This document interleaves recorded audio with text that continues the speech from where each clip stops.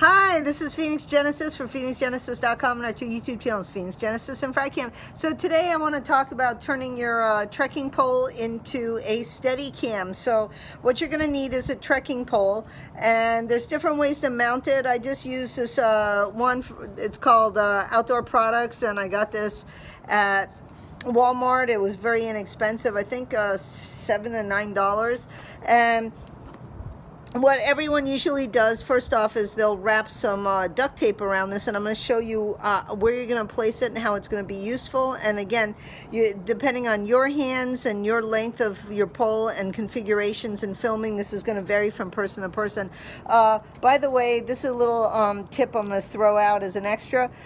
If you take this on the plane and they allow you, because a lot of times they don't, it has to be checked in, because I'm physically disabled and it is a mobility aid. I was allowed to duct tape the bottom of it, so this is something you can't have a sharp pointy object. So on the plane you can duct tape this. This is also great when you just don't want that sharp point when you're maybe walking in towns. You can tape that up. There's a little extra duct tape. So let's go back here.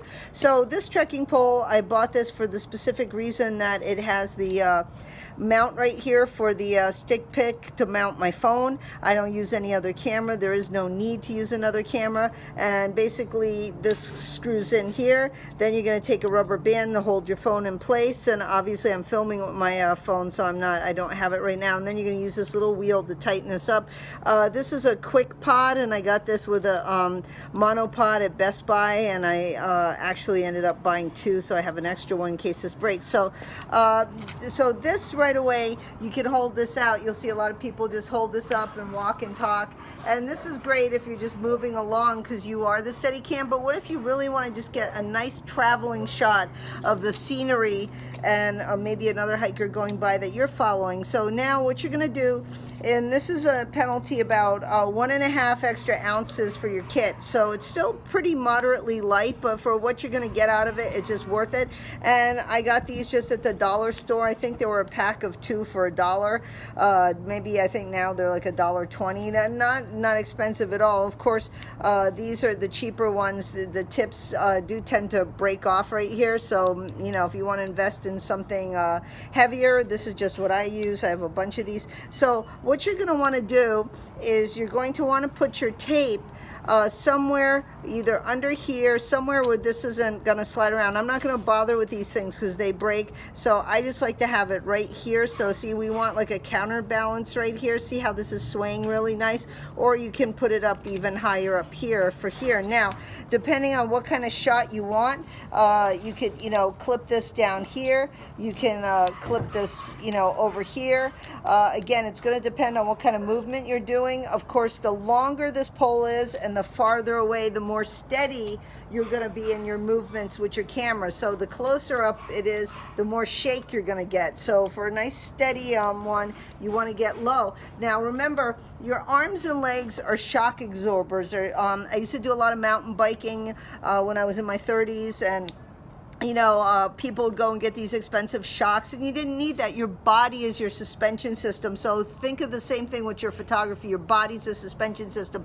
You don't want to take a picture. It's called locked knees, where I'm standing up like this, Aphrodite elbows, and bullseye vision. You want to be able to look around, move around. So it's the same thing.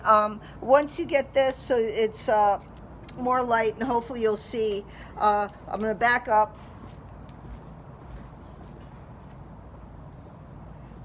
Okay, am I in the, yeah, hopefully I'm in the shot. So see, I want to keep this really loose. I want it to be able to pivot like this, and then I'm going to come in really slow like this. So we would have it like this and come in real slow and smooth. So I'm on my toes.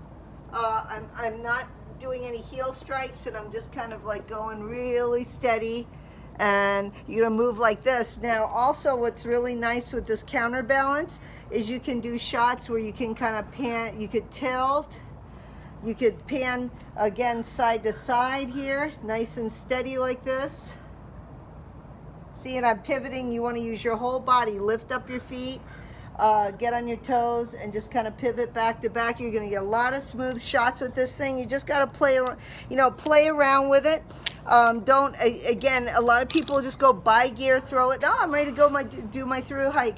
Use it. Learn how to balance with your, trekking pole. Learn how to be light and fluid with it. Do some exercises, good stretching anyway. But, learn how to use this. This is great, and you're going to get a lot of great shots with this. Hope this inspires you. Phoenix Genesis signing out.